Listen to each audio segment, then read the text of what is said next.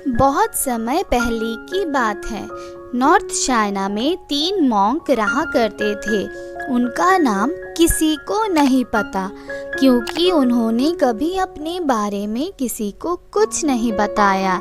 चीन में आज भी उन्हें बस 3 हंसते हुए मॉन्क के नाम से जाना जाता है।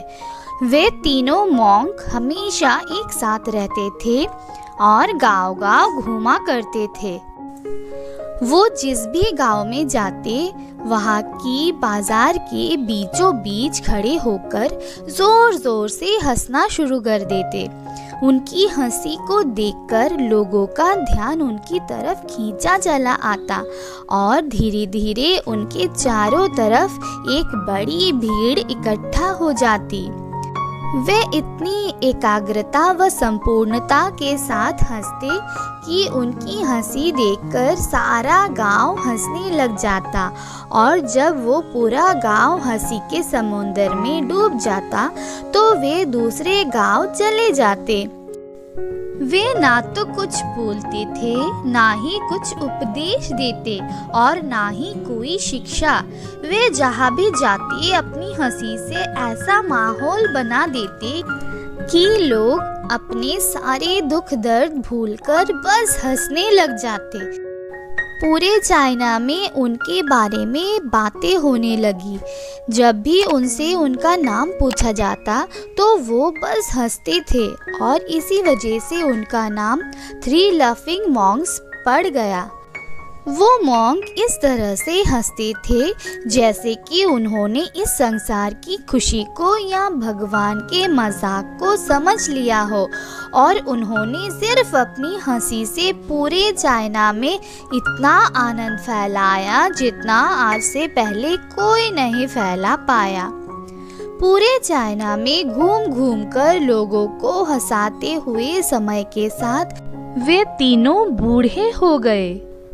और एक रात जब वे एक गांव में ठहरे हुए थे तो उन तीनों में से एक मॉन्क की मौत हो गई। ये खबर सुनकर पूरा गांव दुखी हो गया।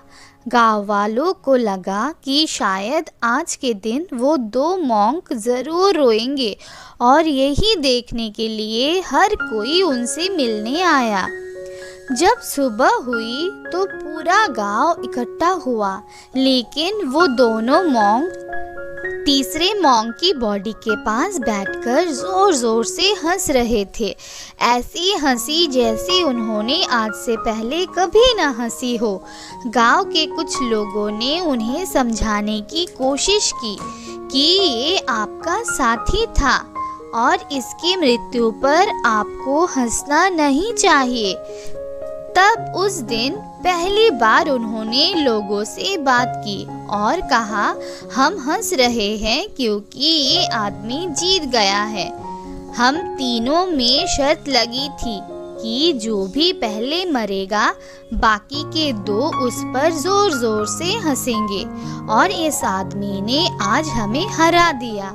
हम अपनी हार और इसकी जीत पर हंस रहे हैं। इसे अंतिम विदाई देने का इससे बेहतर तरीका और क्या हो सकता है।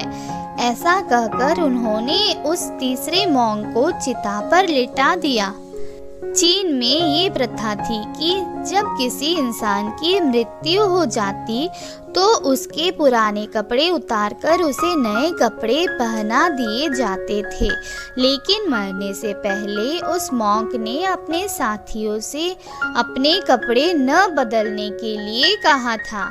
उस मॉन्क ने कहा था कि मुझे स्नान मत करवाना, क्योंकि मैं कभी अशुद्ध हुआ ही नहीं। मेरे जीवन में इतनी हंसी आई कि कोई अशुद्धता कभी जमा ही नहीं हो पाई। जब उस तीसरे मॉन्क के शरीर में आग लगाई गई तो आसमान में जोर जोर से पटाखे फूटने लगे। उस मॉन्क ने अपने कपड़ों के अंदर ढेर सारे पटाखे छुपाकर रखे थे।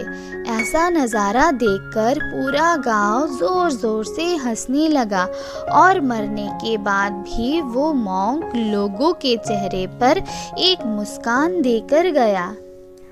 जिंदगी में खुश रहना कितना ज़रूरी है ये तो हम सभी जानते हैं, लेकिन इसके बावजूद भी हम ज़्यादातर समय दुखी ही रहते हैं। साथ ही दूसरों को भी दुखी रखते हैं, क्योंकि जब हम खुद ही खुश नहीं होंगे तो हम दूसरों को खुशियाँ कैसे दे सकते हैं।